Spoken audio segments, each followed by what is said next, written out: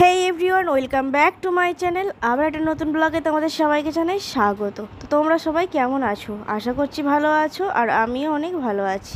তো এর আগের দিন কোনো ব্লগ দিতে পারিনি, একটুখানি সমস্যার মধ্যেই ছিলাম। তো কেন দিতে পারিনি তো তোমাদের সাথে সেটা আমি পরের ভিডিওতে শেয়ার করব। তো চলো আজকের ভিডিওটা শুরু করা যাক। তোমরা আমার তালসারির ভিডিওতে দেখেছিলে যে আমি একটা অটো রিজার্ভ করেছিলাম, তো সেখান থেকে আমরা লালকাঁকড়া বিচে গেছিলাম, তালসারি গেছিলাম। তো সেই অটোটা করেই আমরা সকালবেলায় সূর্যোদয় দেখবার জন্য মোহনার উদ্দেশ্যে বেরিয়েছিলাম।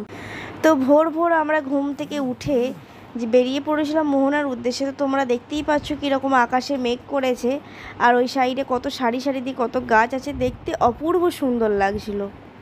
আর মোহনার উদ্দেশ্যে যাওয়ার সময় আমাদের চোখে পড়লো এই যে বিশ্ববাংলা দীঘা গেট, যেটা রাত্রেবেলাতে খুব সুন্দর লাগে দেখতে, লাইটিং করা থাকে আরও।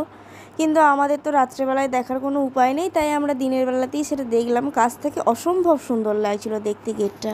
তো আমরা মোহনা পৌঁছে গেলাম। তো গিয়েই আমরা সূর্যোদয় দেখার জন্য গেছিলাম। তো ওর পাশে দেখলে কত দোকান, কিন্তু দোকানগুলো বৃষ্টির জন্য একটা দোকানও খোলেনি, সব বন্ধ ছিল।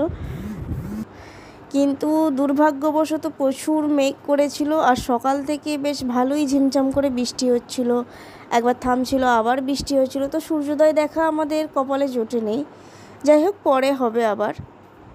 কিন্তু এই মেঘলা আকাশে সমুদ্রটাকে দেখতে কিন্তু খুব সুন্দর লাগছিল। পাশে দেখো কত ঢেউ দিচ্ছে, ঢেউগুলো এই যে পাথরে এসে ধাক্কা মারছে বারবার করে।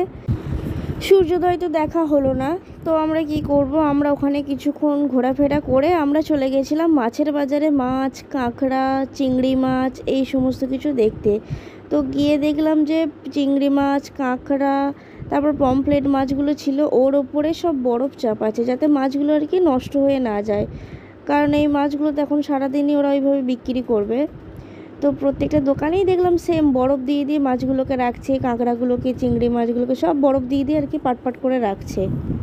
ওখানে এত রকমের মাছ ছিল, আমি তো অর্ধেক মাছের নাম ভুলেই গেছি, আমার মনেই ছিল না। ভেটকি মাছ, পমফ্লেট মাছ, চিংড়ি মাছ, তারপরে তোমাদের লবস্টার, অনেক রকমের কাঁকড়া ছিল, আরও বিভিন্ন রকমের রূপচাঁদা মাছ, অনেক মাছ ছিল যেগুলোর নাম হয়তো আমার মনে রাখা সম্ভবই নয়। ইলিশ মাছ ছিল, আর ইলিশ মাছগুলো পুরো মানে রূপোর মতন না চকচক চকচক করছিল, এত সুন্দর লাগছিল ইলিশ মাছগুলোকে দেখতে।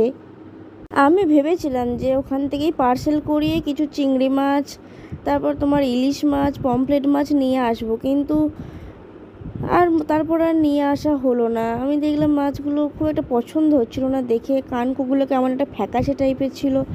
আর তাহলে যদি খারাপ টারাপ হয়ে যায়, তো তোমরা মাছ যদি নিয়ে আসতে চাও আনতে পারো, কারণ ওরা বরফ দিয়ে সেইভাবেই তোমাদেরকে প্যাকিং করে দেবে, ওটা তোমরা 3 দিন পর্যন্ত রাখতে পারবে ওইভাবেই আর কি। কিন্তু মাছগুলো আমার খুব একটা পছন্দ হচ্ছিল না দেখে, একটু পচা টচা ভাবছিল। আর মাছ নেওয়ার সময় কিন্তু অবশ্যই দেখে নেবে, কারণ ওরা অনেক সময় একটু বদমাইশি করে, এক দেখায় আরেক দিয়ে দেয়, তো সেইগুলো থেকে একটু সাবধানতা থাকবে।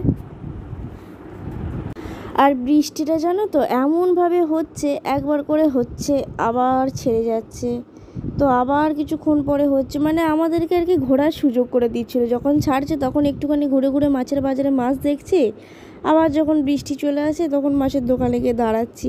আর ওই মাছের দোকানগুলোতে কিন্তু অক্টোপাসও ছিল, আমি দেখলাম, মানে প্রত্যেকটা মাছের দোকানেই দুটো তিনটে করে অক্টোপাস আর কি রাখা ছিল,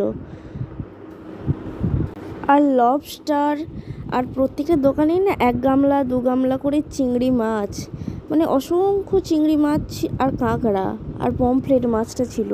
আর ইলিশ মাছের কথা তো বাদই দাও, ইলিশ মাছ তো প্রত্যেকটা দোকানেই অ্যাভেলেবেল ছিল। তো আমি ভেবেছিলাম যে কিছু মাছ নিয়ে আসবো, খুব মনও হচ্ছিল, কিন্তু এই বৃষ্টির কারণে আর নিয়ে আসা হলো না। তার পুরো রাস্তাটা মানে বৃষ্টির জন্য এত জল দাঁড়িয়ে গেছিলো, মানে ঘুরতে খুবই অসুবিধা হচ্ছিলো, কিন্তু বৃষ্টির মধ্যেও ঘুরতে ভালো লাগছিলো। বৃষ্টিই হোক আর যাই হোক, ঘুরতে তো হবেই আমাদের। আর তোমরা যখন দীঘা আসবে তোমরা ঢেউসাগরটা কিন্তু অবশ্যই ঘুরো। আমাদের ঘোরা জোটেনি, কারণ ঢেউসাগর পার্ক বন্ধ করে দিয়েছিল বৃষ্টির কারণে, তো তোমরা কিন্তু অবশ্যই যেও। আর ভিডিওগুলো যদি ভালো লাগে তো পাশে থেকো, ভিডিওগুলো লাইক কমেন্ট করে চ্যানেলটাকে সাবস্ক্রাইব করে দিও। বাই।